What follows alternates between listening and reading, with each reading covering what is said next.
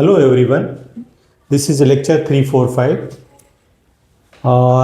In this lecture we'll discuss the head loss in the pipe. तो इसमें pipe के जो हेड लॉसेस हैं मेजर और माइनर उनका डिस्कस करेंगे। तो मेजर में आपका पाइप के जो फ्रिक्शन लॉस है वो है, उसके लिए head loss equal to H 4F/L/B² के बराबर होगा। ये मेजर लॉस में आएगा। बाकी माइनर लॉसेस में क्या किस वजह से होते हैं? काज है चेंज ऑफ वेलोसिटी है, सडन इनलार्जमेंट, अचानक इनलार्जमेंट हो जाए, सडन कंट्रैक्शन हो जाए, सिकुड़ जाए, या लार्ज वेसल इंट्रेंस पर चीज़ें हो रही हैं, या एग्जिट हो रहा है उस पर माउथ पर, या ऑब्स्ट्रक्शन कोई बीच में पड़ गया, लगा दिया, या चेंजेज ऑफ फ्लो डायरेक्शन को चेंज कर दिया बेंड वगैरह लगा के, या पाइप फिटिंग्स। तो मेजर ये माइनर लॉसेज हैं जो इनकी वजह से होते हैं। हेड लॉस इनलार्जमेंट के लिए HEL से इलाज करके B1 - B2 का होल स्क्वायर अपॉन 2G, जो दो जगह पे जहाँ से एग्जिट हो रहा है वो वहाँ से जहाँ इलाज हो रहा है उन दोनों के वेलोसिटी का whole square divide by 2G के बराबर HEL निकाल सकते हैं। कंट्रैक्शन के क्रम में SC का फार्मूला 0.5 B²/2G है, लेकिन अगर कंट्रैक्शन की वैल्यू दिया है तो SC 1/CC -1 का होल स्क्वायर B²/2G से फाइंड आउट कर लेंगे। अगर मान लीजिए आपको कंट्रैक्शन वगैरह की वैल्यू दिया है कुछ पॉइंट में, तो एंट्री के लिए HEN 0.5 B²/2G और एग्जिट के लिए B²/2G। ऑब्स्ट्रक्शन के लिए हम लोग लिख रहे हैं HOB KB²/2G, के की value A - A0 -1 to whole square. A0 obstruction का है, ये शुरुआत का एरिया है उसका। हेड लॉस बेंड होने की वजह से HB KB²/2G, के की वैल्यू 0.2 से 0.3 है, 0.25 जनरली दिया जाता है। HB को इस फार्मूला से अगर मान लीजिए 90 डिग्री है तो साइन स्क्वायर थीटा B²/2G, जो थीटा की वैल्यू होगी 90 है, 30 है, 40 है, इस फार्मूले के द्वारा आप इसको फाइंड आउट कर सकते हैं। तो ये मेजर और माइनर लॉसेस के बारे में थोड़ा सा पाइप का समरी है। इसके आगे हम थोड़ा सा और चीज़ें पढ़ेंगे, उसको कंटिन्यू करेंगे। Hello everyone, this is lecture continuation of lecture 345. We have taken a problem from BT 2006. ये प्रॉब्लम में लिया है जिसमें एक हॉरिजॉन्टल पाइप है जिसका डाया 150 mm है और वो एक्सपेंड होकर के सडनली 225 डाया पर ट्रांसफ़र हो जाती है, और ये जो फ्लो है 0.05 मीटर क्यूब पर सेकेंड का है। तो इसमें head loss due to sudden contraction और प्रेशर डिफरेंस हमको दोनों पाइप में फाइंड आउट करना है। तो पहले इसके डाटास को नोट करते हैं हम लोग।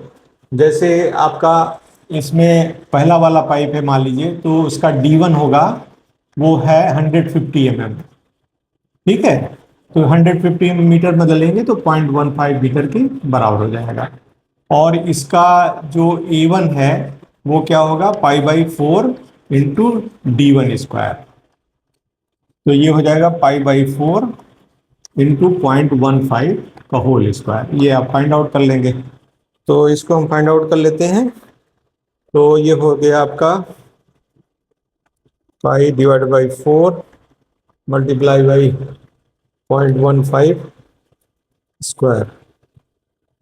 This is coming 0.0176, 0.0176। This is coming 0.0176 and B1 equals to हो जाएगा आपका, that is B1 equal to Q upon A1। A1 B1 equal to Q, so this will be your Q equal to 0.05 upon 0.0176। तो ये हो जाएगा आपका, this is 0.05 divided by 176, 0.05 divided by 0.0176. This is coming 0.284 meter per second. This is what you can. Now you can find out B2 also. D2 equals to your 225 mm. That is 0.225 meter, right? 225 meter. So your A2 equals to 5/4.225 whole square, ये आपका हो जाएगा। This is your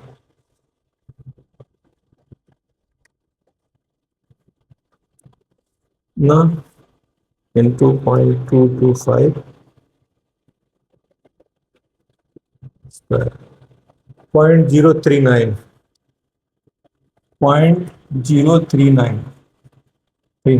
now V2 equals to हो जाएगा आपका, that is Q upon A2। Q बराबर है 0.05 और ये है आपका 0.039। ये निकाल लीजिए इसको, 0.05 divided by 0.039, this is coming 1.28 metre per second. So you have got V1 and V2 आपको मालूम हो गया है, और इस तरह से आप V1 V2 को फाइंड आउट कर लेंगे। नेक्स्ट स्टेप आपका है कि find out head loss due to sudden contraction, HC। HC होता है आपका B1 माइनस B2 का whole square divided by 2G।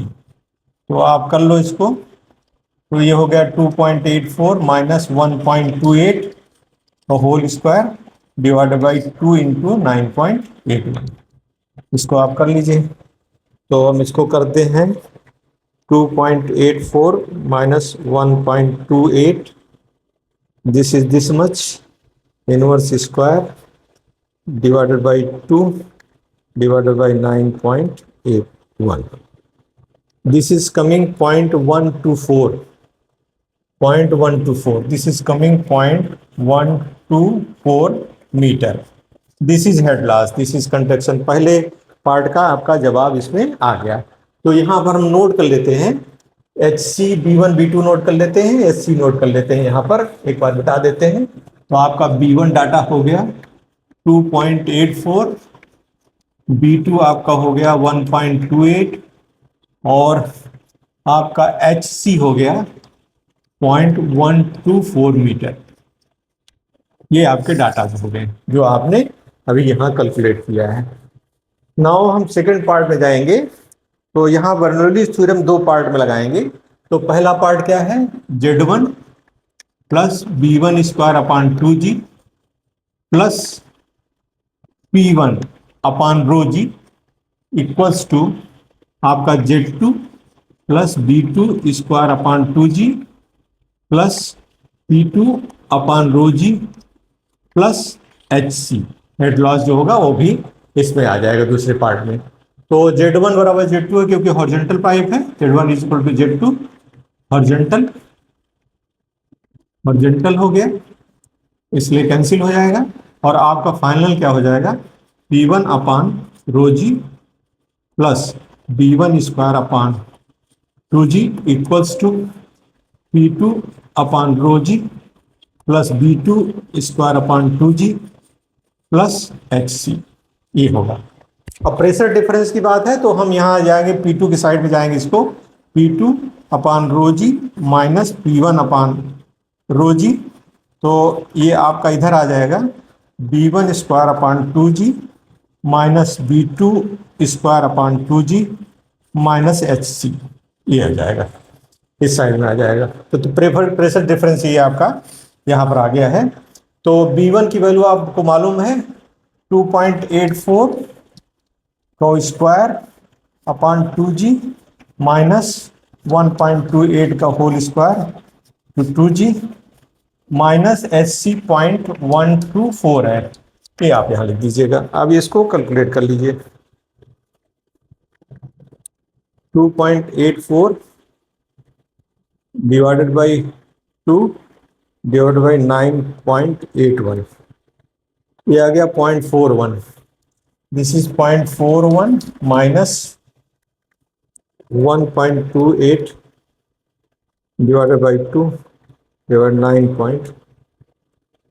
this is 0.08 minus 0.124, घटा लीजिए इसको, तो ये हो जाएगा आपका 0.41 माइनस 0.08 माइनस 0.124, तो ये आपका आ गया 0.206, this is 0.206 metre of water. तो आपका ये प्रेशर डिफरेंस क्या हो जाएगा? प्रेशर डिफरेंस कितना हो जाएगा?